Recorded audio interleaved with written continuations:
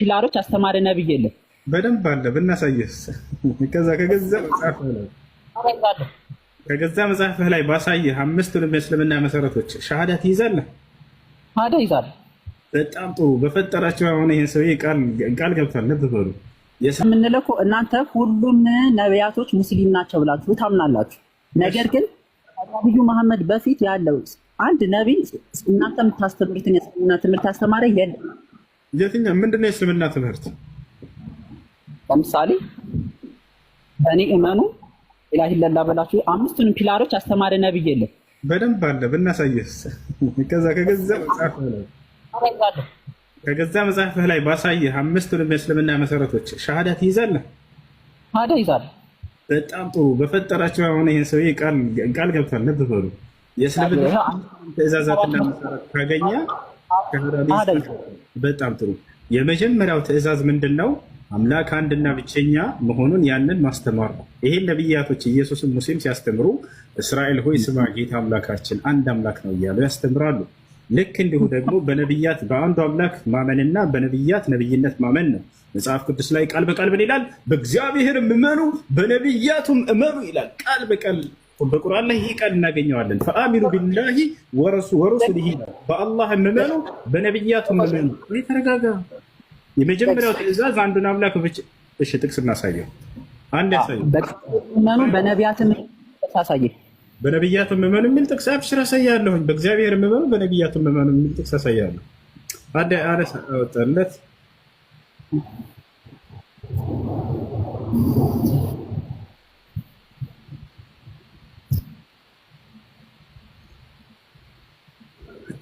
እሺ ሁለተኛ ዜና ምዕራፍ 20 ቁጥር 20 አወጣለት። በእግዚአብሔር እመኑ በነቢያቱም እመኑ። የመጀመሪያው የሻሃዳ ቃል በአንዱ በአላህ ማመን በነቢያትም ማመን የሚለው ነው። ላኢላሃ ኢለላህ ሙሐመድ ረሱሉላህ። እሺ ሁለተኛ ዜና ምዕራፍ 20 ቁጥር 20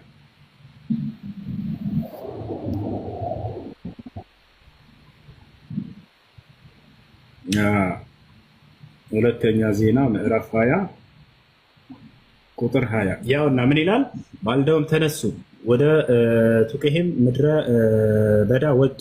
ሲወጡም ኢዮሳፍጥ ቆመና በይሁዳና በኢየሩሳሌም የምትኖሩ ሆይ ስሙኝ፣ በአምላካችሁ በእግዚአብሔር እመኑ ትጸኑማላችሁ፣ በነቢያቱም እመኑ ነገሩም ይሰላላችኋል አለ። ያሰላ እዚህ ጋር ሻሃዳ እያያዙ ነው አሁን የሚሉት። እባክህን አንዴ በአንዱ በአምላካችሁ እመኑ በነቢያቱም እመኑ የሚለው በነቢያቱም እመኑ የሚለው የቱ ጋር ነው አልከን? ያው እና እዚህ ጋር አሳየን እኮ አሳያል። ሻሃዳ ለመያዝ ነው ይሄንን ያሉት።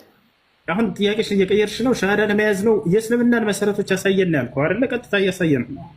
እናንተ የእስልምና መሰረቶች የምትይዙት ሻሃዳ ለመያዝ ነው አይደለም? በአንድ አምላክ ማመንና በነቢያቶች ማመን የሚለው የመጽሐፍ ቅዱስ ትምህርት እንደሆነ እያሳየናል እኮ። እኔ ከአሁኑ ያመጣሁት እኮ በነቢያትን ማመንና በእግዚአብሔር ማመን በእስልምና ሻሃዳ ነው አይደለም? ወደ እሱ እንመጣለን። አንዲት ጥያቄህን እየቀየርክ ቆይ አንዴ። አምስቱንም እንትኖች መሰረቶች እናሳይህ። መጀመሪያ አሳዩኝ አምስቱንም የእስልምና መሰረቶች ብለህናል አይደለ? በነቢያቱም እመኑ የሚለው የቱ ጋ ነው ብለህ ጓልክብን። አሳየ ጥቅስ ካላየሁ አልክ። ቃል በቃል እዚህ ጋር በነቢያቱም እመኑ የሚል ቃል አይተሃል አላየህም? አለ። ሻሃዳ ለመያዝ ነው። በጣም ጥሩ። እባክህን አንዴ ሻሃዳ ማለት ምን ማለት ነው ታውቃለህ? መሐላ ቃል ኪዳን ማለት ነው። ምንም የሚያውቀው ነገር የለም። ግን ሻሃዳ እያለ ጥያቄ አትቀያየር። እነዚህን አምስቶች እናሳይህ አንድ ጊዜ። መሐላ ነው መሐላ አይደለም ይሄ አዳምጥ። አምስቶችን መሰረቶች እናሳይህ። ስለዚህ የመጀመሪያው መሰረት ምንድን ነው? ይሄኛው ነው።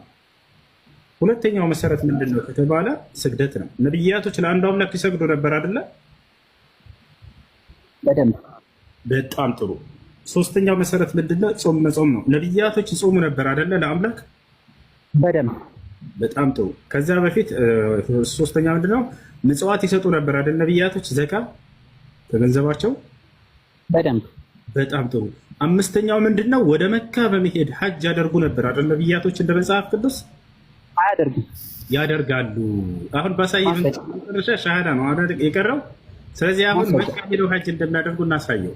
አነስ አንዴ የአማርኛ ያክላል አንተ እንትን አውጣለህ ባይብል ነው ልናሳይህ ነው። ሐጅ እንደሚያደርጉ መካ ሄደው ወደ መካ እናንተ አምስተኛ ፒላራችሁ ምንድን ነው? ወደ መካ ሄዳችሁ ከአባን መዞር አይደል?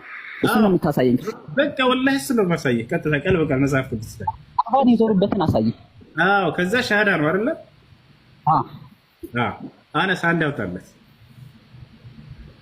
ኦሪት ዘጸአት ምዕራፍ 5 ቁጥር 1 ያውጣለት። ባይብል አፕ ላይ ግባና እንዳውጣለት። አይ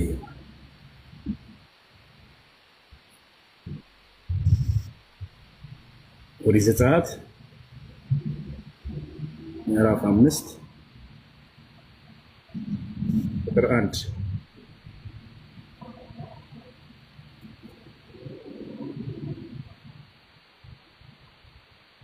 ምዕራፍ 5 ቁጥር 1 አዎ ታች ከግባና ወደዚህ ስፕሮንጎርድ የሚልና 2287 የምትለውን ቁጥሯን ተጫናት።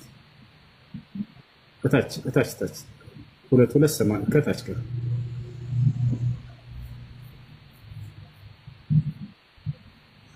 እሱ ጋር ወደ አማርኛ ቀይርለት። እሱ ጋር ያለው እንግሊዘኛው ላንበው።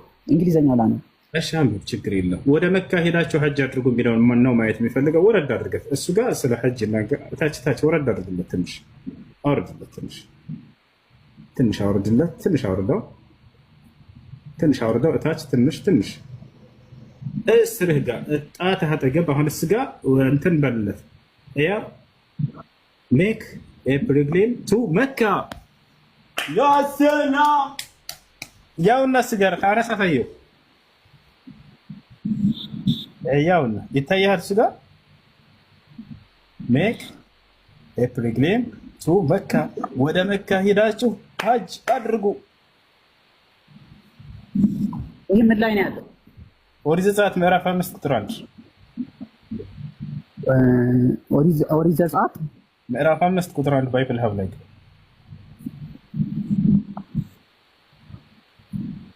ሂብሩን ሲያሳይ የሂብሩን ቀጥታ ወደ እንግሊዝኛ እዛ ጋር ቀይር። ያውና የሂብሩ ቃል እዚህ ጋር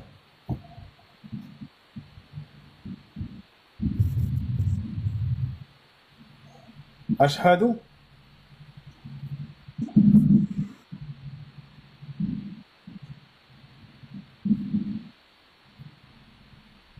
አማርኛ አድርገው እኛ የምናንብበው እያሉ ነው። ወደ አማርኛ ቀይርላቸው። አንስ እዛው ላይ አረብኛ እኮ ነው የሚለው። ኧረ እንግሊዝኛ አብሽር፣ ወደ አማርኛ ቀይርላቸው እዛው ላይ። አረቢክ ብሎ የሚያወጣው አረብ ችግር የለውም። አንተን ላይ ያስቀምጥልሃል፣ በእንግሊዝኛ ያስቀምጥልሃል። አረበኛውን አይደለም። እዛው ላይ ወደ አማርኛ ቀይር ትችላለህ።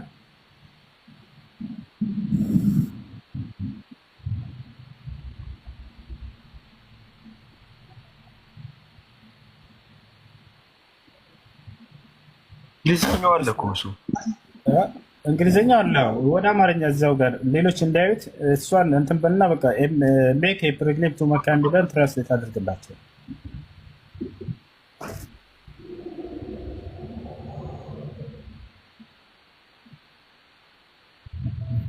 እዛ ጋር ያለ ትራንስሌት አድርገው። አልመጣም አለኝ ትራንስሌሽን። ኮፒ ብዬ ጉግል ላይ ልግባው። ኮፒ አድርጎና ጉግል ላሳያቸው። እሺ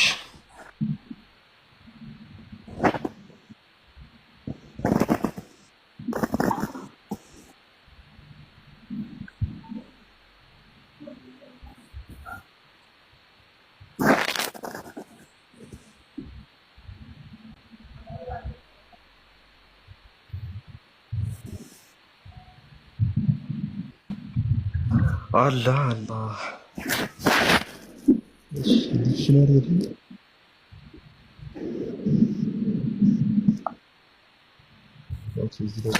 ይኸው ትራንስሌሽን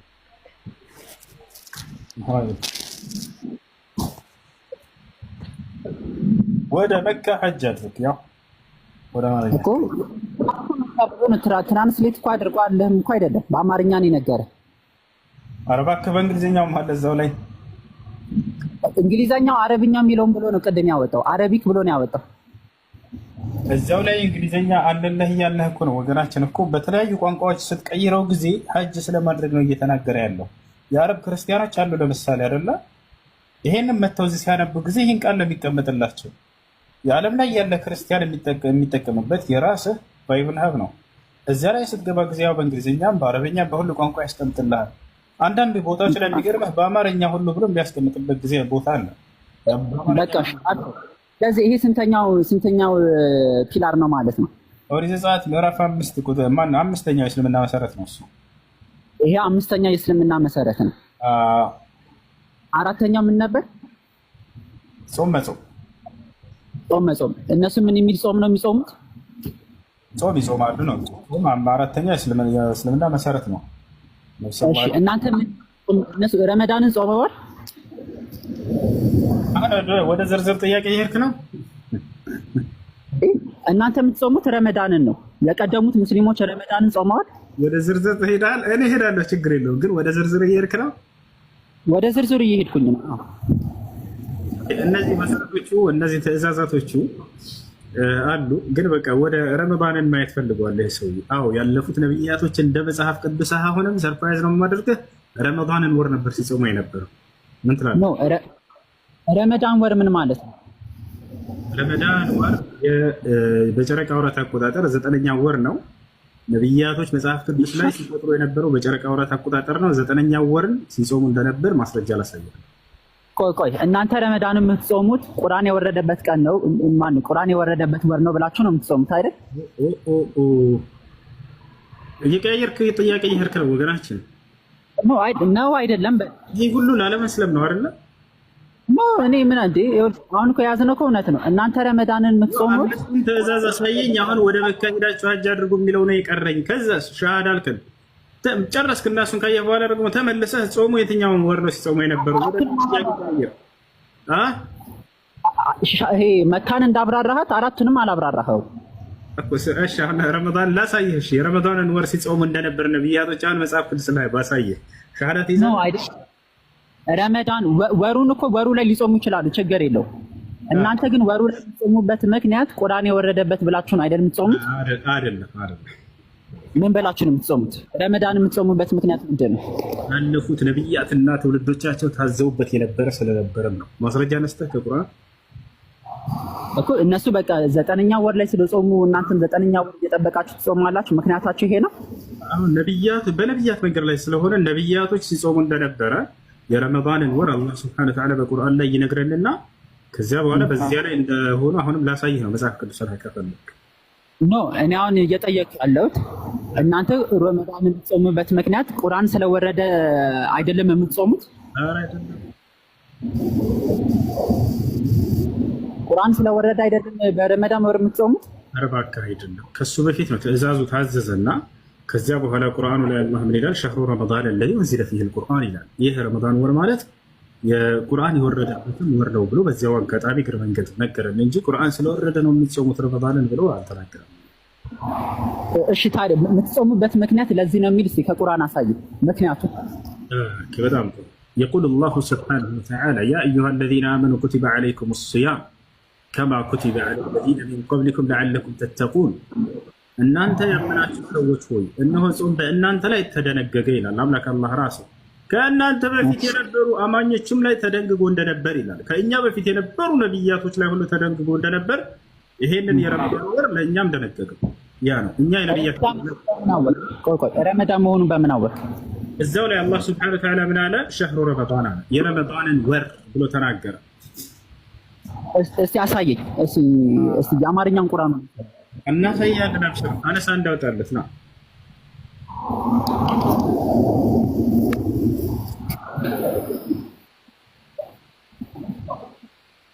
እሺ ሱረቱል በቀራ 174 ጀምራ አውጣለት።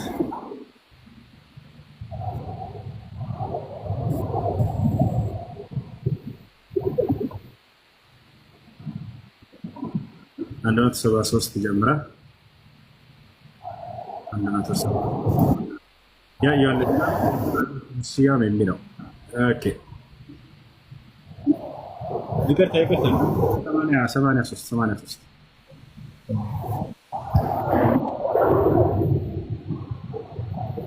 183 ያውና እናንተ ያመናችሁ ሆይ ጾም በእነዚያ ከእናንተ በፊት በነበሩት ህዝቦች ላይ እንደተጻፈ ወይም እንደተደነገገ በእናንተም ላይ ተጻፈ ወይም ተደነገገ ይለናል። ልትጠነቀቁ ይከጀላልና ማለት ጌታቸውን አላህን ልትፈሩ ይከጀላልና። እንግዲህ የአምልኮ ግባቸውና ዓላማቸው ምንድነው? ፈሪሃ አምላክ አላህን ያወርሱን ዘንድ ነው። ስለዚህ ያንን አላህ ከተናገረ በኋላ የትኛው ወር እንደነበረ ሲጾሙት የነበረው እነዚያ እኛም የታዘዝነው ቀጥሎ ሲናገር ምን ይላል? ሸህሩ ረመዳን ይላል። የረመዳን ወር የሚለውን አሳየ እያለ ነበር። አሳየው አንዱ 85 ላይ ይባል 85 ላይ ያውና ምን ይላል? እንድንጾም የተደነገገው ወር የረመዳን ወር ይላል። ወደ አማርኛ አድርግለት። ወደ አማርኛ እንድትጾሙ የተጻፈባችሁ ያ በእርሱ ውስጥ ሰዎች መሪ ከቅን መንገድ እውነትን ከውሸት የሚለይ ይላል። ገላጮች ቁርአን የተወረደበት የረመዳን ወር ነው እያለ ይናገራል። ወሩ ቁርአኑን አሁን እኮ ጾሙን የምትጾሙ ቁርአን የተወረደበት የረመዳን ወር ነው ማለት ነው። ቅድም ምን እያልኩህ ነበር? ቁርአን ስለተወረደበት ነው ረመዳንን ጾሙ የተባላችሁት አልከን። አይደለም እንደሱ ያለው ምንድን ነው ብዬ መልሼ እንዴት አስረዳሁ? እንድንጾም የታዘዙ የቀደሙት ነቢያቶችና ትውልዶቻቸው ስለታዘዙ በዚያው መንገድ ላይ ልክ እንዲሁ ደግሞ በእግር መንገዱን በዚሁ አጋጣሚ ቁርአን የተወረደው በረመዳን ወር እንደሆነም ነግሮናል። ስለነበር ስለ እግረ መንገድ ያወራል። እግር መንገድ ብሎ የተጻፈ ፈልገህ ነው? እንደሱ ሳይሆን እየተናገረ ያለው አላህ ሱብሓነሁ ወተዓላ በአውድ ለማለት ነው። እግር መንገድ ማለት እዚያው ጋር አውዱ ላይ ስታነበው ጊዜ በዚሁ አጋጣሚ ቁርአን የተወረደው በረመዳን ወር እንደሆነ እየነገረን ነው። እንድትጾሙ ያለ ለምን አወጣው? እንትኑን አሳየኝ። የቁርአን ደምት ባከና እንደ ለጠየቀው ጥያቄ ረመዳንን ወር የሚላል ወይ ብለህን ነበር። በተጾሙ በታዘዘ ጊዜ አይደለ? ያው ረመዳንን ወር ብሎ አስቀምጦታል። ስለዚህ ያለፉት ህዝቦችና እኛ የምንጾመው የረመዳን ወር መሆኑን አሁን አገኘህ አላገኘህም? እንዴ አግኝቻለሁ። ፐርፐዙ ግን እናንተ ቁርአን ወር ነው የምትጾሙት። ኧረ እባክህ ቁርአን ስለተወረደበት ነው የምትጾሙት አይልም። እንደሱ አይደለም የሚለው። በዚህ አጋጣሚ አላህ ሱብሓነሁ ወተዓላ ቁርአንም የተወረደው በዚህ ወር ነው እያለ እየነገረን ነው። ይሄ ብቻ አይደለም ያው ይላል። ያው እሺ ስቴታል ቁርአን የተወረደበት እያለ ይነግረናል። ያው ቁርአን የተወረደበት ወር የረመዳን ወር አይደለም የምትጾሙት እናንተ እኮ። እኔ እኮ እያልኩኝ ያለሁት ምን መሰለህ? እናንተ ረመዳንን የምትጾሙት ቁርአን የወረደበት ወር ስለሆነ ነው አልኩ። አይደለም አንተ ደግሞ አይደለም አልከኝ። አዎ እንደሱ አይደለም። እንዴት ነው? ስልክን ትንሽ ራቅ አድርግልኝ። አድርግልህ ጾምን ለምን እንደታዘዝን ከላይ ያስቀምጥልሃል። ወገናችን እናንተ ያመናችሁ ሆይ የሚለው ትዕዛዝን አስመልክቶ የመጣው ነው። ለምን ቁርአን ስለተወረደበት ነው እንድትጾሙ ያዘዝኳችሁ አላለም? እዚያ ጋር እኔ እናንተ የምትጾሙበት ወር ረመዳን የወረደበትን ወር ነው አለ። ስለዚህ እሱ ማለት ምንድን ነው? ቁርአን ስለተወረደበት ነው የምትጾሙት እያለ አይደለም። ገብቶሃል አይደለ? ቁርአን የወረደው መቼ ነው ቢባል መልሱ ምንድን ነው? በረመዳን ወር ነው መወረድ የጀመረው። ነብዩ ሰለላሁ ዐለይሂ ወሰለም እሺ እንደዛ ከሆነማ የቀደሙ ነቢያቶችም እኮ በረመዳን ስለጾሙ ነው በረመዳን ጾም የሚልበት እኮ አይደለም። ማለትም ደግሞ 9ኛ ወርን ስለጾሙ አይደለም። 9ኛ ወርን ከላይ ያለህ ነው። እናንተ ያመናችሁ ሰዎች ሆይ ጾም በእናንተ ላይ ተደነገገ፣ ከእናንተም በፊት በነበሩ ህዝቦች ላይ ተደንግጎ እንደነበር ይለናል። የቀደሙት ህዝቦቻቸው ሲጾሙ የነበረው በዚሁ ወር ነው። አሁንም እኛ የታዘዝነው ጾመን በዚሁ ወር ነው። በዚሁም ወር ልክ እንዲሁ ቁርአንም ወርዷል እያለ እየነገረን ነው አላህ ሱብሓነሁ ወተዓላ። ስለዚህ አንድ ተመልሼ የመጣው ሰላት ልስገድና አፎን።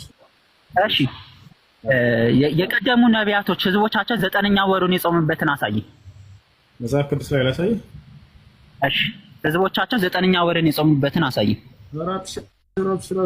አብሽር 9ኛ ወር እንደጾሙ ማየት ፈልጋል። አሳያለሁ። እኔ ከራሴ አንዳች አልናገርም። እንዳነበብኩ እናገራለሁ። ንግግሬን ቅን ነው በማስረጃ እንጂ አለማስረጃ እናገር።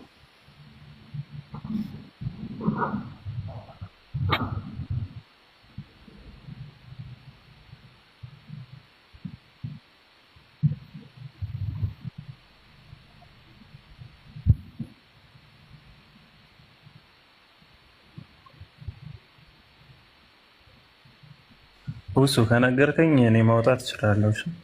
አይ እሺ እሺ 9ኛው ወር እንደ ጾሙ ነቢያቶች ያለፉት የታወጣላህ መሰለ።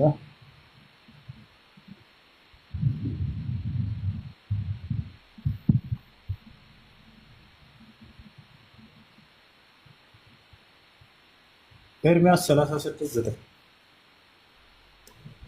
ኤርሚያስ 36:9 ነቢዩ ኤርሚያስን ታውቀዋለህ አይደለ? ሰይፍ በደንብ አዎ፣ ከ8 ጀምረን እናነበዋለን።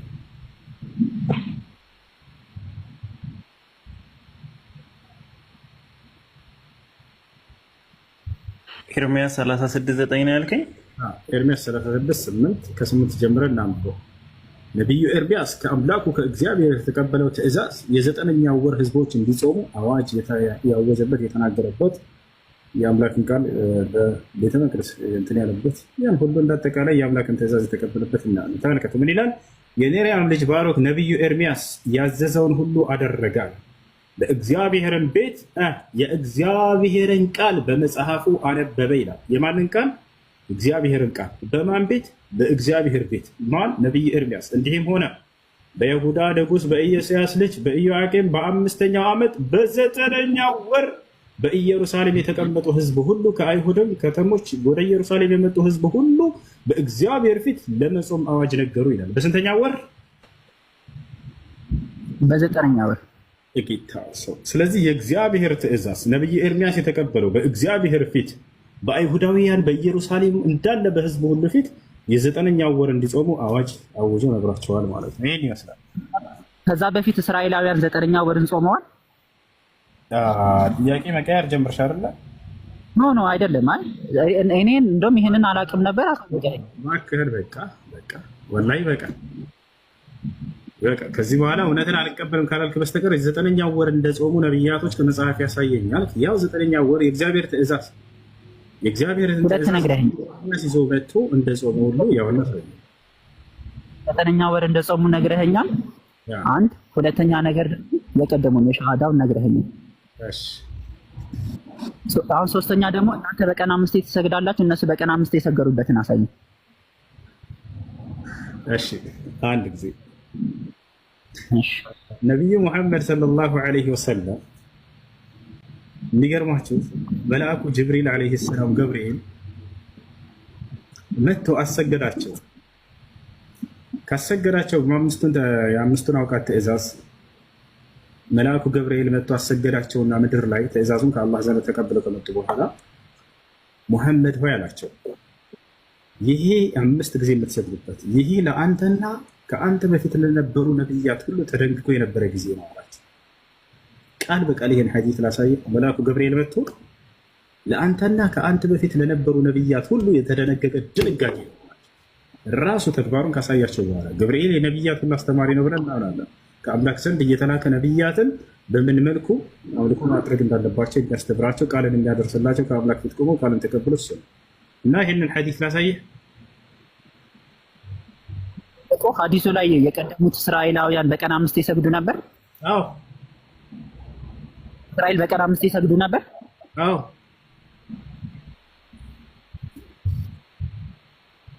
በሱ ምንድን ነው ማረጋገጫው? ቃል በቃል መልአኩ ገብርኤል የተናገረውን ነው እኮ ስለ አሁን መልአኩ ቅዱስ ገብርኤል የተናገረው በቀን እስራኤላውያን 5 ይሰግዱ እንደነበረ እሱን የምታሳየኝ ወይ ከቁርአን ነው ወይስ ከሐዲስ ነው? ከሐዲስ ራሱ ገብርኤል ነው የተናገረው። እዚህ ጋር ማንም ሌላ አይደለም። አብሽር ነብዩ መሐመድም አይደሉም፣ እርሳቸው አዳማጭ ብቻ ናቸው። ገብርኤል ምን አላቸው? መሐመድ ሆይ ለአንተም ከአንተ በፊት ለነበሩ ነብያቶች በዚህ አሁን በምሰግድበት በ5 ጊዜያት በእነዚህ ጊዜያት ነበር ሲሰግዱ የነበረው ብሎ ቃል በቃል የተናገረበትን የገብርኤልን ቃል ነው የማሳየው እኮ። እሱን የምታሳየኝ ከእስላሚክ ሶርስ ነው አይደል? ከመልአኩ ገብርኤል ንግግር እስከዛሬ ነቢዩ መሐመድ ነው እና የተናገረው ማን አንቀበልም ትሉ ነበር። ገብርኤል ራሱ የተናገረበትን እያልኩኝ ነው። አሁን ገብርኤል የተናገረው እኮ በሐዲሱ ነው አይደል? ገብርኤል የተናገረውን ቃል ላሳየህ ነው። ትቀበላለህ? ያው እኮ ነው የምታሳየኝ። አሁን ልክ የቀደሙትን ከመጽሐፍ ቅዱስ ነበር ስታሳየኝ የነበረው ሻዳውንም ረመዳኑንም። በተለይ ምንድነው አሁን ቆይ አዳምጥሽ። ነብያቶች ይሰግዱ ነበር። ነብያቶች ይሰግዱ ነበር። ስግደት የሚለውን አንተ ተቀብለሃል። ገብቶሃል አይደል? አሁን 5 አውቃት ሶላት መሆኑን መልአኩ ገብርኤል የተናገረውን እንነግርሃለን። ከተቀበልክ ተቀበል፣ ካልተቀበልክ እኔ አላስገድድም። ስለዚህ ከመጽሐፍ ቅዱስ አታሳየኝም ስንቴ እንዲሰግዱ እንደነበር። ሰግዱ ነበር ነብያቶች ለዚያ ለአንዱ አምላካቸው የሚል ቃል በቃል መጽሐፍ ቅዱስ ላይ እናሳያለን። እኔ እኮ አይሰግዱም እኮ አላልኩም። እናንተ አምስቴ ነው አሁን የምትሰግዱት፣ ስንቴ ነበር የሚሰግዱት? ከዛ በላይ ከ5 ጊዜም በላይ ልንሰግድ እንችላለን። ችግር የለውም። ምን ነው እሱ ጋር አሁን ግር የለም። ቆይ እናንተ አምስቴ ነው አይደል በቀን የምትሰግዱት? ከዚያም በላይ እንሰግዳለን። እሺ ከዛም በላይ ልትሰግዱ እንችላለን። አሁን ግን ምንድነው ለዚያ ለአንዱ አምላክ ይሰግዱ ነበር ወይ ነብያቶች ስግደትን? አዎ ይሰግዱ ነበር ስግደትን ለአንዱ አምላክ እኮ። እኔም እኮ አይሰግዱም። እሱማ በየሃይማኖቱ ይሰገዳል፣ በየሃይማኖቱ ይሰገዳል። የሌሎች ሃይማኖት ማስረጃ ትጠቀም። አሁን የነብያትን መንገድ ይዟል ወይ እስልምና እያልክ እነዚያን እየጠየቅክ ነው። እነዚህ ነብያት ለአንዱ አምላክ ይሰግዱ ነበር፣ ያንንም ያስተምራሉ። ቦታል አይደለ? ነብያቶች ሁሉ ለአንዱ አምላክ እንደሰገዱ ለአንዱ አምላክ ስግደትን እንዳደረጉ ከመጽሐፍህ ላይ እናሳያለን። ለዚያ ብቻ እንዲሰገድም እንዳዘዙ ማለት ነው እኮ። 5 ይሰግዱ እንደነበር እስቲ ከመጽሐፍ ላይ ያሳይ። 5 ጊዜ ምናምን እንደዚህ ጊዜ እንትን ገደብ አልተደረገም። ለዚያ ለአንዱ አምላክ እንደሚሰግዱ ግን እናሳይ። መቼ ነበር ገደብ ይወጣለት? ገደቡ በዚህ ጊዜ ነው ተብሎ አልተነገረም። ይኸውልህ ከመልአኩ ገብርኤል ንግግር ሳሳየህ ጊዜ ነቢዩ ሰለላሁ ዐለይሂ ወሰለም ሲያሰግዳቸው በእነዚህ ጊዜያቶች ነቢያት ያለፉት ነቢያቶችም ተደንግጎላቸው ነበር ብሎ ተናግሯል። ገብቶሃል? መጽሐፍ ይሄን ነገር አልተናገረም ማለት ጉድለቱን እንጂ የሚያሳየው የሆነ የያዘው ነገር የለም። ገብቶሃል? ያንን ነገር መጣና መልአኩ ገብርኤል ገለጸው። ለእነዚያ ለነቢያት አንተ መጽሐፍ ላይ ይገለጥላቸዋል ብለህ ያ ገብርኤል መጥቶ ቃል በቃል ለነቢያቶችም ሁሉ በዚህ ጊዜ ነበር የታዘዙት ብሎ ገለጸው። እንዳናራዝመው በቀን በስንቴ ነው ሚኒመም መስገድ የሚቻለው? ሚኒመም በእናንተ አስተምሮ ደስ ያለህን መስገድ ትችላለህ። ሚኒመም ማክሲመም ሳይሆን ሚኒመም ደስ ያለህን መስገድ ትችላለህ። አልተገደበም። አንዴ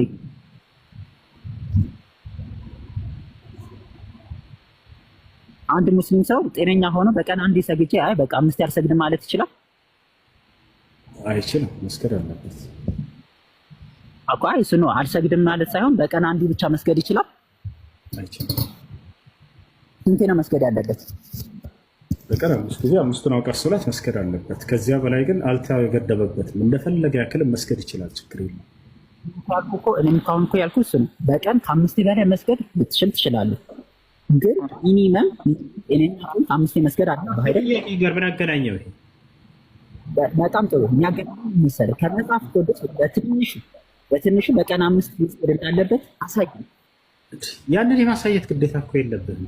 አንተም ራስህ ትልቅ እንዳዳምጥ የማምለክ መሰረት አለ የለም ነው ጥያቄው።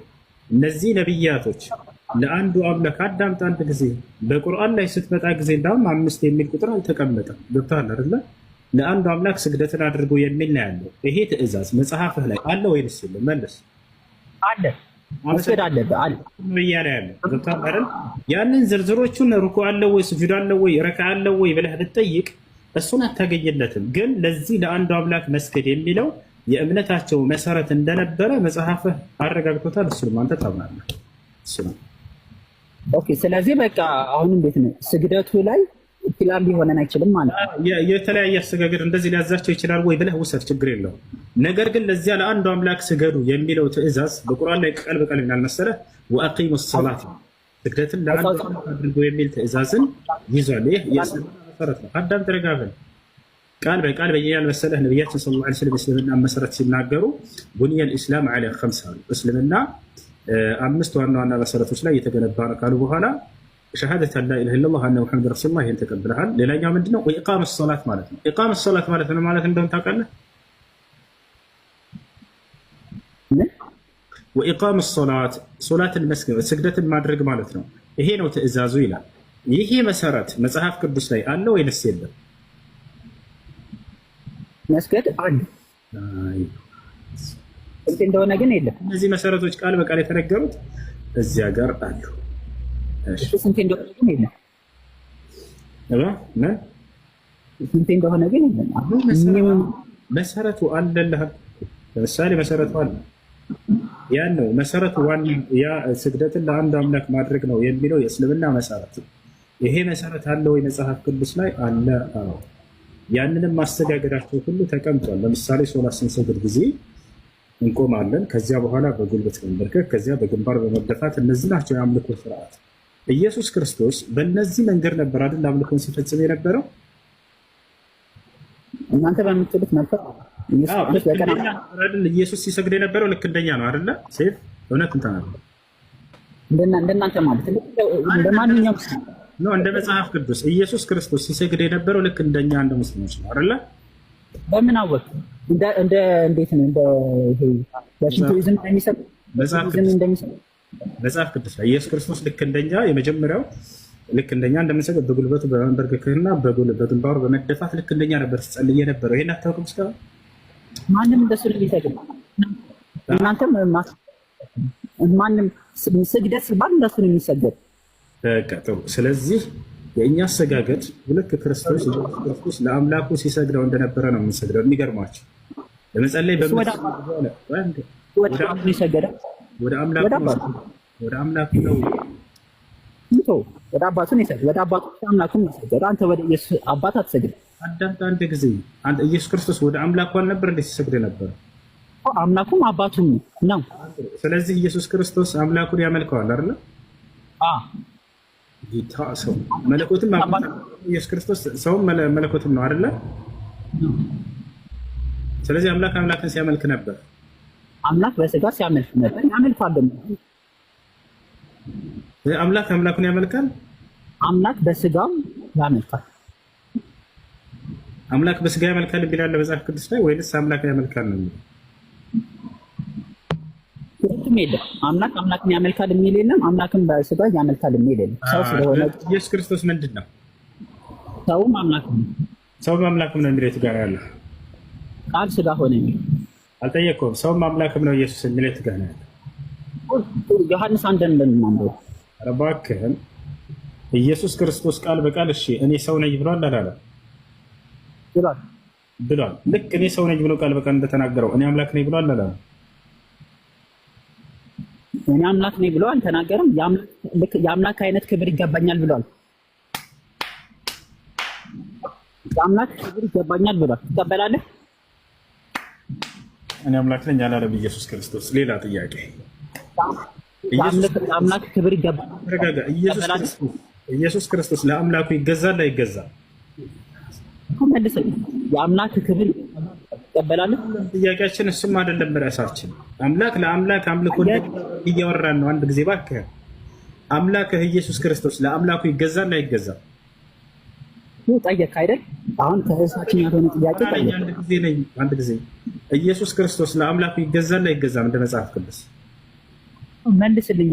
የሚጠየቀው የአምላክ ክብር ይገባኛል ብሎ ተናግሯል አልተናገረም? የአምላክ ክብር ይገባኛል አላለም። ያው መለስኩ። እሺ ሰዎች አብን እንደሚያከብሩት ወልድን ያከብሩን ዘንድ ተናግሯል ብሎ ኢየሱስ ክርስቶስ አልተናገረም? አገናኘውስ? እግዚአብሔር አከሌን አክብሩ እያለ ይናገራል ብዙ ቦታ ላይ። እሱ ሳይሆን የአምላክ ክብር ይገባኛል ብሏል ኢየሱስ። መልስ አንተ በጠየቀው ላይ ያዝ። የአምላክ ክብር ይገባኛል የአምላክ ክብር ይገባኛል የት ጋር ያለው? ተናግሯል። ምዕራፍ የት ጋር ያለው? የቱ ጋር? እሺ ላውጣልህ። አይ ልብ በሉ። ለአምላክ እንደሚገባው ክብር ለእኔ የሚገባኛል የሚል ጥቅስ ነው የምፈልገው። እሺ ተራው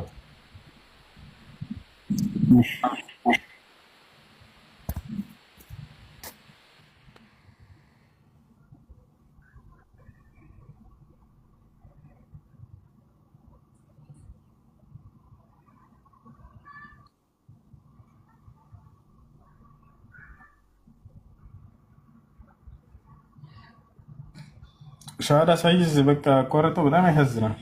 አምስቱን የእስልምና ትእዛዛት አሳዩን ሻሃዳ ይዛለህ ብሎ ሳይዝ ቀረ። የተጠየቀው ለውጣ። እሺ ዮሴፍ አለ? አማን ነው። ሰላም ነው። እንዴት ነህ? አለን አለ። ክርስቲያን ነህ?